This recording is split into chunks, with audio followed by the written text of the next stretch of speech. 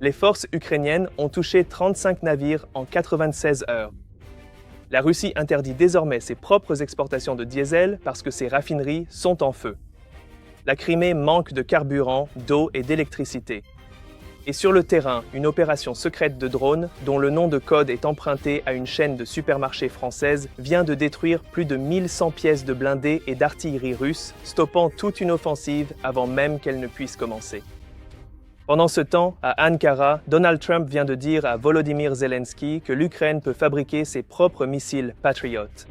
Et les ingénieurs ukrainiens affirment qu'un missile balistique national sera testé sur le sol russe d'ici l'automne. Comme l'a dit un commandant de drone ukrainien, après que ses forces ont encore incendié 9 pétroliers cette semaine, Moscou tombera. Bienvenue dans la mise à jour sur la guerre.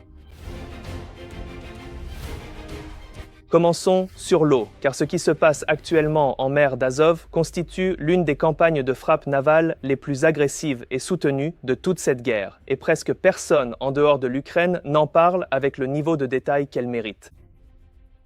La Russie a passé des années à constituer ce qu'on appelle une flotte fantôme, une armada tentaculaire et délibérément opaque de vieux pétroliers immatriculés sous des pavillons de complaisance, gérés par des sociétés écrans et utilisés pour transporter le pétrole russe en contournant les sanctions occidentales. C'est la bouée de sauvetage financière qui maintient l'économie de guerre de Moscou en vie. Et cette semaine, l'Ukraine s'en est prise directement à cette bouée de sauvetage sans relâcher la pression. Pendant 4 nuits consécutives, les forces de système sans pilote de l'Ukraine, commandées par Robert Brovdi, connu sous son indicatif d'appel Madiar, ont frappé 35 navires appartenant à cette flotte fantôme et à son réseau logistique de soutien. Les frappes ont été menées par des drones d'attaque longue portée fabriqués en Ukraine, les FP2, chacun capable de transporter une ogive de jusqu'à 100 kg, suffisamment puissante pour enflammer un pétrolier de 7000 tonnes depuis l'extérieur, sans qu'aucun marin ukrainien ni aucun avion n'entre jamais dans les eaux contrôlées par la Russie. Les pilotes venaient du 9e bataillon Kairos, qui fait partie de la 414e brigade connue sous le nom des Oiseaux de Madiar, opérant aux côtés du 413e régiment, Raid, et du premier centre séparé des forces des systèmes sans pilote. 3 unités qui ont, en pratique, transformé les frappes de drones longue portée en une guerre navale sans marine. 2 pétroliers le 6 juillet. 10 navires la nuit suivante, dont 8 pétroliers, un cargo et un ferry. 9 autres navires la nuit suivante. Et puis, dans la nuit du 8 au 9 juillet, 14 navires en une seule frappe, 12 pétroliers, un cargo et un remorqueur, tous touchés lors d'une opération coordonnée en mer d'Azov. Ce n'est pas un cas isolé. C'est une campagne avec un rythme et ce rythme s'accélère, il ne ralentit pas. Voici pourquoi cela compte bien plus que ce qu'un simple décompte de navires pourrait laisser penser. Les drones ukrainiens à longue portée peuvent désormais opérer par vagues, revenant nuit après nuit sur les mêmes terrains de chasse et frappant différentes catégories de cibles. Il ne s'agit pas seulement d'infrastructures fixes à terre, mais aussi de navires en mouvement en mer. Un pétrolier endommagé ne suffit pas à arrêter une armée, mais des dizaines de pétroliers endommagés, en plus des frappes contre les dépôts de carburant, les sous-stations électriques, les systèmes de guerre électroniques et les tours de communication, commencent à produire quelque chose de bien plus dangereux pour la Russie que n'importe quelle explosion isolée, des pénuries, des retards et le chaos dans la chaîne d'approvisionnement. En une seule de ces nuits, les forces ukrainiennes ont également frappé 45 cibles militaires supplémentaires à travers la Crimée et le sud occupé en une seule opération. Installations énergétiques, dépôts de stockage de carburant, entrepôts de ravitaillement et de logistique, positions de guerre électroniques, tours de communication, points de déploiement des troupes, systèmes radars et les camions-citernes qui assurent le transport de tout cela. Ce n'est pas une frappe sur une seule catégorie de cibles. C'est toute une architecture logistique qui est touchée en même temps, nuit après nuit. Et Brovdi ne garde rien de tout cela secret. Après que ses forces ont frappé 9 autres camions-citernes cette semaine, en plus des 8 de la nuit précédente, il a publié un message simple, presque provocateur, avant de révéler les résultats. Il a demandé à ses abonnés s'ils étaient prêts pour la prochaine salve, puis a prononcé la phrase qui circule désormais partout. Moscou tombera. Suivez maintenant le carburant de la mer jusqu'à la terre ferme, car ces camions-citernes n'ont jamais représenté toute l'histoire. Ils transportaient du carburant qui, de plus en plus, brûle avant même d'atteindre sa destination. Et la raison en est l'autre campagne de l'Ukraine, celle contre les raffineries de pétrole russes, qui a désormais forcé Moscou à prendre une décision plus révélatrice que n'importe quelle carte du champ de bataille. Cette semaine, la Russie a officiellement interdit l'exportation de diesel. Réfléchissez à ce que cela signifie réellement. C'est un pays qui a passé des années à utiliser l'énergie comme une arme contre l'Europe, en coupant les approvisionnements en gaz, en bloquant les ports ukrainiens, en utilisant le carburant comme levier de pression géopolitique. Désormais, ce même gouvernement impose des restrictions à l'exportation de son propre diesel, parce que le marché intérieur ne peut plus absorber les dégâts. Ce n'est pas un choix politique.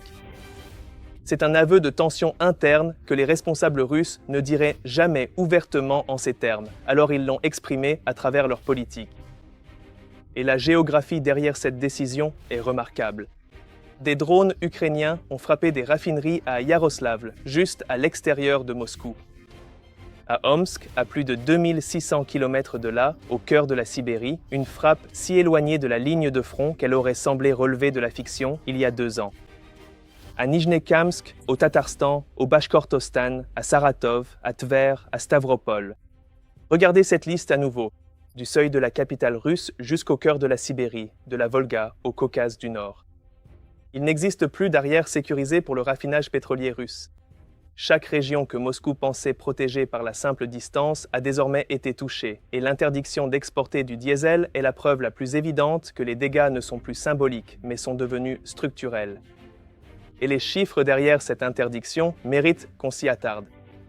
Ce n'est pas une restriction étroite ou symbolique. Moscou l'a élargie pour inclure les producteurs de pétrole eux-mêmes, pas seulement les revendeurs, ce qui la rend bien plus lourde de conséquences pour le marché mondial. L'interdiction court jusqu'à la fin juillet, mais la Russie a déjà dû commencer à importer du carburant d'Asie simplement pour approvisionner son propre marché intérieur, et elle a discrètement autorisé les raffineries à passer à l'essence Euro 3 de qualité inférieure, juste pour combler le manque. Environ un quart de la capacité totale de raffinage de la Russie est actuellement à l'arrêt ou fonctionne à capacité réduite et la production nationale d'essence a chuté d'environ un quart par rapport à l'an dernier. L'effet de ricochet a touché presque instantanément les marchés européens du diesel, faisant grimper les marges de référence à des niveaux records. Il s'agit d'un État pétrolier doté de l'arme nucléaire qui a bâti tout son modèle économique sur la vente d'énergie au monde et il n'est même plus capable d'approvisionner de façon fiable ses propres stations-service. Poussons ce raisonnement plus loin car les pétroliers et les raffineries ne sont en réalité que 2 maillons d'une même chaîne d'approvisionnement et cette chaîne a une destination finale. Elle se termine en Crimée où le blocus maritime imposé par la Russie se transforme désormais en un siège terrestre. La Crimée était censée être la forteresse insubmersible de la Russie. La péninsule annexée en 2014 est transformée en une décennie et avec des dizaines de milliards de roubles en le territoire le plus défendu de toute la guerre. Cette semaine, l'Ukraine n'a cessé de démontrer à quel point cette supposition était devenue fausse. Les forces ukrainiennes ont frappé le point d'entrée clé qui transporte l'électricité depuis la Russie continentale vers la Crimée via le pont énergétique Kouban-Crimée, ainsi que 5 sous-stations électriques distinctes, 3 systèmes radars et un terrain d'entraînement militaire. Par ailleurs, les frappes se sont poursuivies contre Kerch, contre les ferries qui transportent des approvisionnements à travers le détroit, contre la logistique du carburant et contre les navires stationnés en mer d'Azov. La même campagne de flotte fantôme que nous venons de décrire converge vers exactement la même péninsule. Le résultat sur le terrain n'est pas abstrait, et il s'agit désormais de la pire crise du carburant que la Crimée ait connue depuis que la Russie l'a annexée en 2014. Les chefs de Crimée et de Sébastopol installés par le Kremlin ont officiellement déclaré l'état d'urgence. L'essence est désormais rationnée à 20 litres par véhicule et par semaine via un système de coupons, et des habitants ordinaires ont raconté qu'ils s'asseyaient en groupe pendant des heures, espérant simplement que l'un d'eux obtienne un code carburant, tandis que l'essence est discrètement réservée en priorité à la police, aux services d'urgence et aux pompiers. Les données régionales sur les prix indiquent que l'essence à Sébastopol occupée avoisine les $6 le gallon, et les forces de l'ordre ont déjà arrêté des personnes qui la revendaient en ligne à plus du double de ce prix. Le fret ferroviaire de carburant via le pont de Kerch est suspendu car Moscou redoute des dégâts majeurs sur l'ouvrage. L'approvisionnement de la Crimée repose donc sur les ferries et les routes, cibles régulières de l'Ukraine. L'industrie touristique de la Crimée, pilier de son économie en temps de paix, s'effondre sous une vague d'annulation de réservations, et ce, dès le début de ce qui devrait être sa saison la plus chargée.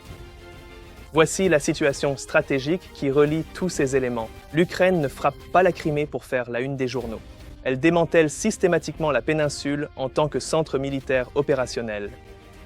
L'approvisionnement en électricité, en carburant, les traversées en ferry, la couverture radar, les sous-stations, chaque élément d'infrastructure qui transforme la Crimée d'un simple rocher dans la mer Noire en une base avancée opérationnelle est visé simultanément de façon continue. Ces pétroliers de la flotte Fantôme étaient censés alimenter précisément ce système en carburant. Le pont électrique et les sous-stations étaient censés l'alimenter en électricité. Kerch et les ferries étaient censés assurer son approvisionnement par voie terrestre et maritime. Lorsque ces trois éléments sont attaqués de manière soutenue en même temps, la Crimée cesse de ressembler à la forteresse insubmersible de la Russie et commence à apparaître comme un fardeau militaire isolé et coûteux à entretenir, exposé en pleine mer. La Crimée n'est plus une zone arrière protégée pour la Russie. L'Ukraine ne frappe pas un seul pont ou une seule sous-station. Elle s'attaque, morceau par morceau, à tout le système de survie d'une base militaire installée sur une péninsule. Et cette même logique sous-jacente, rendre la logistique russe lente, coûteuse et peu fiable, ne se limite pas à la mer et au sud occupé. Elle est déjà en train de transformer ce qui se passe directement sur la ligne de front et les résultats là-bas pourraient bien être le développement le plus important de toute la semaine. Cela s'appelle l'opération Ashan et il ne s'agit pas d'une frappe spectaculaire unique. C'est une campagne de drones en deux phases contre le matériel militaire russe, à la fois loin derrière le front et juste à sa limite, et les chiffres en jeu sont stupéfiants. Lors de la première phase, les forces ukrainiennes ont frappé 949 cibles en seulement 3 jours, touchant du matériel russe à plus de 50 km derrière la ligne de front grâce à des drones bombardiers spécialisés associés à une reconnaissance dédiée. Selon le ministre ukrainien de la Défense, Mikhailo Fedorov, l'effet de cette seule phase a été que la Russie n'a mené aucune offensive mécanisée pendant 6 mois après coup. Prenez un instant pour bien réaliser cela. Une campagne de drones menée en quelques jours seulement a perturbé la planification offensive russe pendant un semestre entier. La deuxième phase, appelée Artashan, a été lancée plus récemment et a changé de cible pour s'attaquer à l'artillerie russe, les canons responsables d'une grande partie des pertes ukrainiennes le long du front.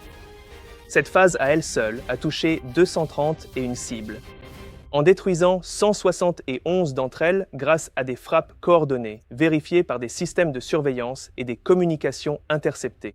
Les responsables ukrainiens rapportent que l'activité russe sur l'ensemble de la ligne de front a chuté de 30 à 81% dès le premier jour suivant ces frappes. Au total, les deux phases de l'opération Ashan représentent 1180 frappes confirmées sur des blindés et de l'artillerie russe. Voici pourquoi cela compte au-delà des chiffres bruts.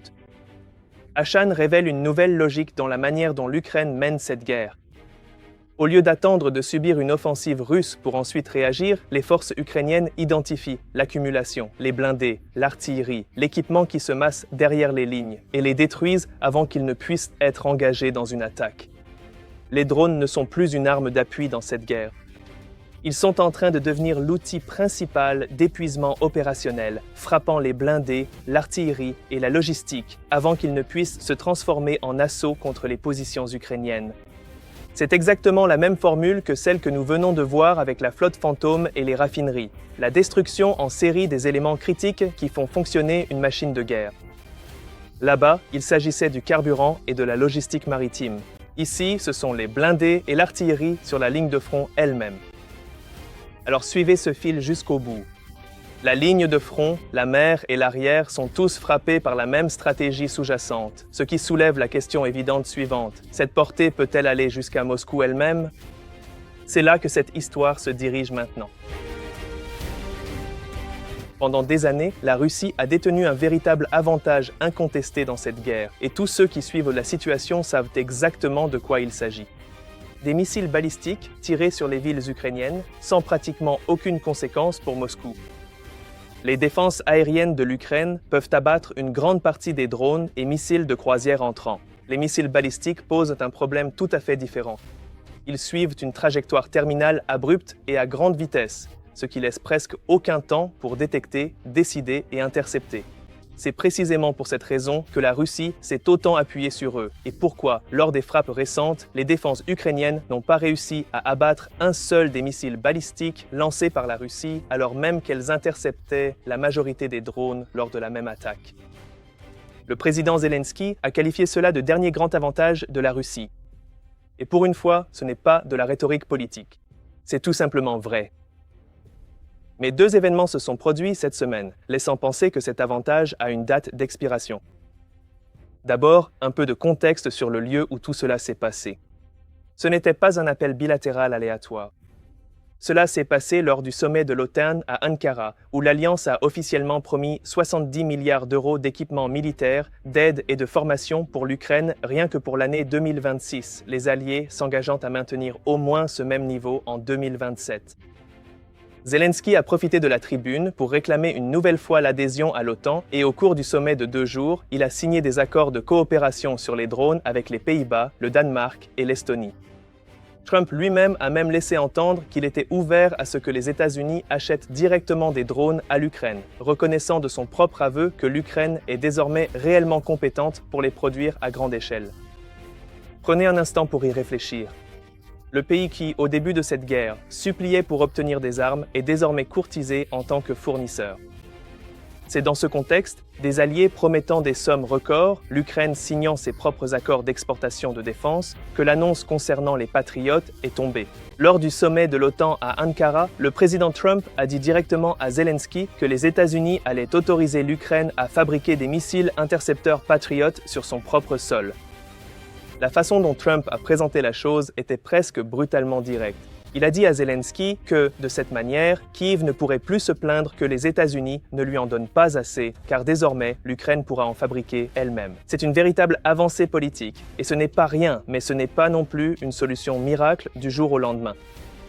Des reportages provenant de plusieurs médias montrent clairement que la production de missiles Patriot est complexe, coûteuse, dépend de centaines de fournisseurs spécialisés et nécessite encore l'approbation des principaux sous-traitants Lockheed Martin et Raytheon, dont aucun n'avait même été officiellement informé lorsque Trump a fait son annonce. Les États-Unis produisent actuellement environ 600 intercepteurs Patriot par an. Les besoins réels de l'Ukraine, si elle voulait protéger entièrement ses villes, son réseau énergétique et ses infrastructures militaires, pourraient atteindre jusqu'à 2000 unités par an. Il s'agit d'une étape vers l'autosuffisance, pas d'une solution qui arrivera le mois prochain, ce qui explique précisément pourquoi le deuxième développement est tout aussi important, voire plus. Pendant que Washington règle les détails de la production des Patriots, l'Ukraine construit sa propre solution entièrement à partir de zéro. Firepoint, l'entreprise à l'origine des programmes de frappe à longue portée de l'Ukraine, affirme qu'elle testera son propre missile balistique contre des cibles à l'intérieur de la Russie cet automne. Si les spécifications annoncées se confirment lors des essais réels, avec une portée allant jusqu'à 855 km et une ogive de 800 kg, cela donnera à l'Ukraine la capacité de frapper les infrastructures énergétiques, la logistique et les cibles militaires russes en profondeur sur le territoire russe, selon ses propres conditions, sans avoir à attendre les licences d'exportation de qui que ce soit. Parallèlement, la production de l'autre missile longue portée ukrainien, le Flamingo, se déroule de plus en plus sur le sol ukrainien, avec les premiers moteurs produits localement déjà en cours d'assemblage, ce qui signifie que Kiev réduit progressivement sa dépendance aux décisions politiques de ses partenaires. Mettez ces deux axes côte à côte et le changement stratégique devient évident. La production de Patriot vise à protéger le ciel au-dessus des villes ukrainiennes contre les missiles balistiques russes. Le missile balistique ukrainien, le FP9, est destiné à faire en sorte que la Russie ressente exactement la même menace qu'elle fait peser depuis des années sur les civils ukrainiens. L'objectif à moyen terme est la production nationale de Patriot. La réponse à plus long terme est une capacité balistique ukrainienne indépendante qui oblige Moscou à déployer ses propres défenses aériennes, non seulement le long de la ligne de front, mais aussi autour de ses infrastructures énergétiques, de ses usines, de ses centres logistiques et, à terme, de sa capitale. Pendant des années, l'histoire de cette guerre était celle de l'Ukraine demandant à ses partenaires des missiles simplement pour survivre. Cette histoire est désormais en train d'être réécrite en temps réel.